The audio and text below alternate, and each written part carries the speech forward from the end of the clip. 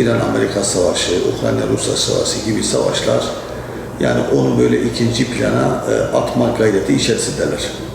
Tabi bizim Müslümanlar olarak asla Gazze'yi kaderine terk etmememiz lazım.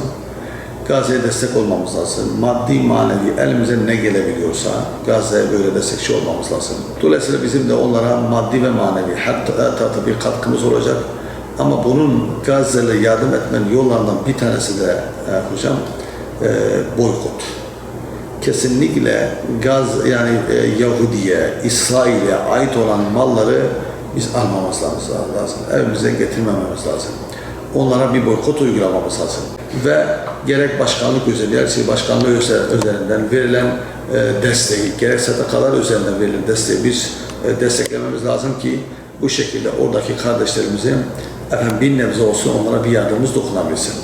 Yani orada girilen kamyon sayısı, tır sayısı diyelim ki 600 olması gerekirken o insanlara maalesef girilebilen kamyon sayısı, tır sayısı 120, 130'u geçmiyor. Hala insanlar çadırlar altında. Yani boykot İsrail malını aldığımızda, yani Yahudi malı daha doğrusu, Yahudi malı aldığımızda biz tümüyle Yahudi'ye bir destek oluruz ve Müslüman kardeşlerimiz olan Gazze'lere de bir kurşun bize sıkmış oluyoruz. Yani belki farkında varmayız ama onlara zalime destek mazluma ihanettir. Yani zalime destek mazluma ihanettir.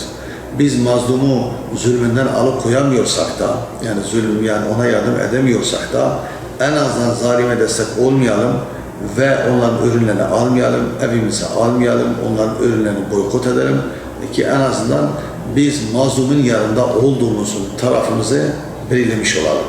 Bu manada da İnşallah duyarlıyızdır. İnşallah yapmamız gerektiğini kanaatinde, bilincinde olmamız gerektiğini bilmemiz lazım. Ve bu şekilde de bir hayat devam edebiliyorsak